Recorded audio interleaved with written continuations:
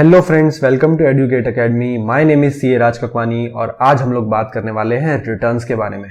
तो फ्रेंड्स, आज के सेशन में हम लोग डिस्कस करेंगे जीएसटी रिटर्न्स के बेसिक्स।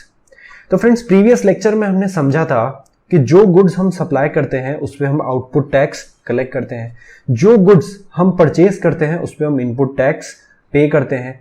तो वो जो इनपुट टैक्स है हमारी पॉकेट से गया है तो उतना टैक्स हम लोग ऑलरेडी गवर्नमेंट को पे कर चुके हैं। जो आउटपुट टैक्स हमने कस्टमर से कलेक्ट किया है उसमें से हम लोग इनपुट टैक्स रिड्यूस करेंगे क्योंकि हम लोग उतना टैक्स ऑलरेडी गवर्नमेंट को पे कर चुके हैं और जो बाकी का रिमेनिंग अमाउंट है वो हम गवर्नमेंट को पे करेंगे।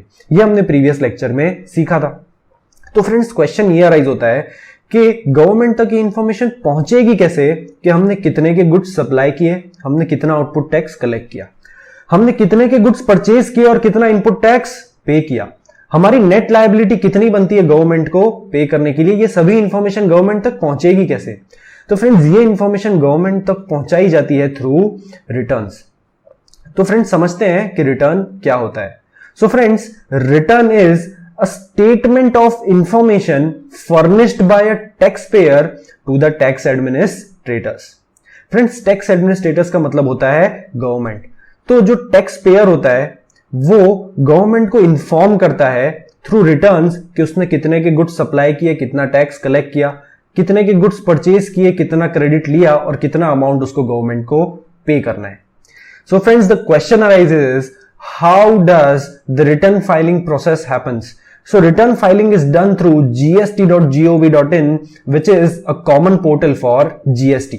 GST से रिलेटेड जितने भी रिटर्न्स हैं वो gst.gov.in पे फाइल किए जाते हैं। तो फ्रेंड्स, जीएसटी रिटर्न को किस तरीके से फाइल करना है ये हम लोग प्रैक्टिकली सीखेंगे by the end of this course. लेकिन हमारे जो आज के लेक्चर का पर्पस है वो ये है कि हमारे जो आने वाले टॉपिक्स हैं उनको समझने के लिए एक रिटर्न फाइलिंग की बेसिक अंडरस्टैंडिंग होना, कि रिटर्न फाइलिंग का प्रोसेस किस तरीके से वर्क करता है इसकी समझ होना जरूरी है। तो आइए हम लोग स्टार्ट करते हैं how return filing works under GST. So friends, let's start with GSTR1 which is a statement of outward supplies. तो फ्रेंड्स, जो भी गुड्स आप सप्लाई करते हैं अपने कस्टमर्स को उसकी इनवॉइस वाइज डिटेल्स आपको GSTR1 के थ्रू गवर्नमेंट को देनी होती है। For example, mister x supplied goods worth ₹100 plus 5% GST to Mr. A. He supplied goods worth ₹200 plus 5% GST to Mr. B and supplied goods worth ₹300 plus 5% GST to Mr. C. तो ये जो goods supply किए हैं mister A, mister B और mister सी को mister x ने, इनकी invoice wise information आपको गवर्नमेंट को देनी होती है through returns, through GSTR1। Friends, ये था GSTR1। अब हम समझते हैं GSTR2A के बारे में। तो फ्रेंड्स, हमने जो भी चीज सेल की, सप्लाई किया, उसकी इनवॉइस वाइज डिटेल्स होती है GSTR1 में। जो भी गुड्स हम परचेज करते हैं उस परचेज रिलेटेड सभी डिटेल्स हमको मिलती है GSTR2A में। फ्रेंड्स, GSTR2A आपको फाइल नहीं करना होता है। GSTR2A एक ऑटो पॉपुलेटेड रिटर्न है। GSTR2A में सभी डिटेल्स ऑटो पॉपुलेट होके आती है। अब ये ऑटो पॉपुलेट कैसे होती है? मान लीजिए मिस्टर एक्स ने जो गुड सप्लाई किए मिस्टर ए, मिस्टर बी और मिस्टर सी को, उसकी डिटेल्स उन्होंने डाली GSTR1 में। तो जो GSTR2A है, किसका GSTR2A? Mister A, mister B और मिस्टर सी का। इन तीनों का जो भी GSTR2A है उसमें उनको डिटेल्स दिखेगी जो भी गुड्स उन्होंने मिस्टर एक्स से परचेज किए होंगे। ठीक है, तो GSTR1 मैंने आपको समझाया सप्लायर पॉइंट ऑफ व्यू से। GSTR2A में आपको समझा रहा हूं रेसिपिएंट पॉइंट ऑफ व्यू से, क्योंकि जो भी आपने गुड्स परचेज किए हैं उसकी परचेज रिलेटेड डिटेल्स आपको मिलेगी GSTR2A में।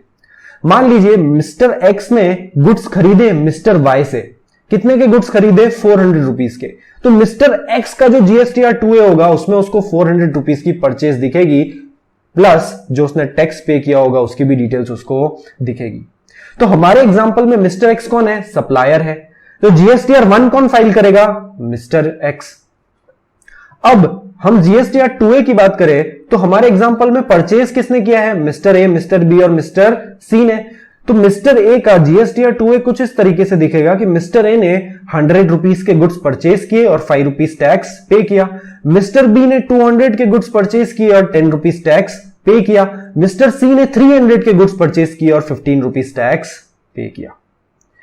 So friends, GSTR 1 is statement of outward supplies. आपने गुड्स कितने के सेल किए, कितने के रिटर्न आए, उसकी डिटेल्स आप दोगे जीएसटीआर 1 में। कैसे? Invoice by invoice. GSTR 2A क्या है?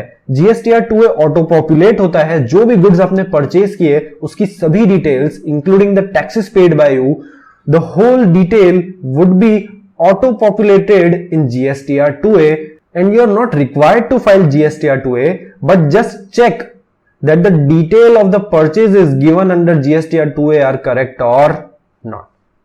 ठीक है फ्रेंड्स, तो ये था GSTR 1 एंड GSTR 2A। अब फ्रेंड्स बढ़ते हैं हम लोग GSTR 3B की तरफ।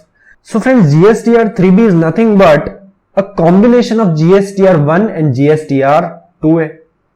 मतलब जो भी आपने डिटेल्स GSTR 1 में डाली और जो भी डिटेल्स GSTR 2A में ऑटो पॉपुलेट हुई, उसकी समराइज्ड डिटेल्स आप डालते हो GSTR 3B में।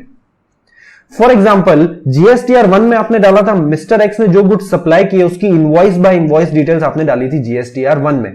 तो GSTR 3B में क्या करोगे? GSTR 3B में आप समराइज्ड डिटेल्स डालोगे। मिस्टर ए, बी और सी का टोटल सप्लाई मिला के कितना वैल्यू होता है? 100 plus 200 plus 300, that comes to 600। तो 600 का सप्लाई प्लस आउटपुट टैक्स आपने कितना कलेक्ट किया था? तो 5 rupees plus 10 rupees plus 15 rupees which comes to 30 rupees. तो ये 30 रुपीज का अमाउंट जो कि आपका आउटपुट टैक्स है वो आप in total in summarised form GSTR 3B में दिखाओगे। तो आपको जो आउटवर्ड सप्लाई का कॉलम है उसमें आप 600 का total supply plus 30 rupees output tax collected, इस तरीके से आप GSTR 3B में शो करोगे। अब GSTR 3B क्या है? It is summarised detail of outward supplies and inward supplies. तो आउटवर्ड सप्लाई की तो आपने समराइज डिटेल दे दी, ठीक है। अब इनवर्ड सप्लाई की भी समराइज डिटेल्स देनी पड़ेगी। फ्रेंड्स, समराइज डिटेल्स का मतलब ये होता है कि आपको इनवॉइस बाय इनवॉइस डिटेल नहीं देनी है 3B में। जस्ट क्या देना है आपको? समरी, आपके परचेज का, आपके सेल का, ठीक है। तो आपने जो परचेज किया, जो आपके इनवर्ड सप्लाईज थे, उसकी डिटेल्स भी आप इसमें दोगे कि मान लीजिए मिस्टर वाई ने मिस्टर एक्स को 400 रुपए के गुड्स सप्लाई किए थे, तो 400 का परचेज प्लस 20 रुपीज क्या है? आपका इनपुट टैक्स जो आपने मिस्टर वाई को पे किया था। तो फ्रेंड्स, मिस्टर एक्स ने 30 रुपीज आउटपुट टैक्स कलेक्ट किया है मिस्टर ए, बी और सी से, और 20 rupees input tax mister Y को पे किया है।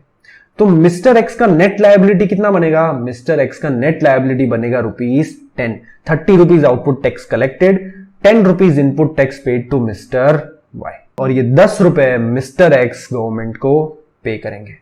तो फ्रेंड्स, ये जो रिटर्न फाइलिंग का जो प्रोसेस है, दिस इज डन मंथली। हर महीने का रिटर्न आपको उसके नेक्स्ट मंथ में फाइल करना होता है। जो मैंने जैन का बिजनेस किया उसका रिटर्न फाइल करूंगा फेब में, फेब में जो बिजनेस किया उसका रिटर्न फाइल करूंगा मार्च में। So usually in every case this return filing process is monthly, but in some cases it is quarterly as well. So it will be based on turnover whether you have to file return monthly और you have to file return quarterly. तो किन cases में monthly होगा, किन cases में quarterly होगा, ये आगे हम लोग हमारे कोर्स में सीखेंगे। अब फ्रेंड्स, आपने ये जो GSTR 3B में डिटेल्स डाली आपके आउटवर्ड सप्लाई की, आपकी इनवर्ड सप्लाई की, आपकी net liability paid to government की, ये सभी इंफॉर्मेशन ई लेजर्स यानी कि इलेक्ट्रॉनिक लेजर्स में मेंटेन होती है ऑन GST कॉमन पोर्टल। तो नेक्स्ट लेक्चर में हम लोग सीखेंगे कि ये इलेक्ट्रॉनिक लेजर्स किस तरीके से दिखते हैं, उसमें डेटा किस तरीके से मेंटेन होता है। So see you in the next session.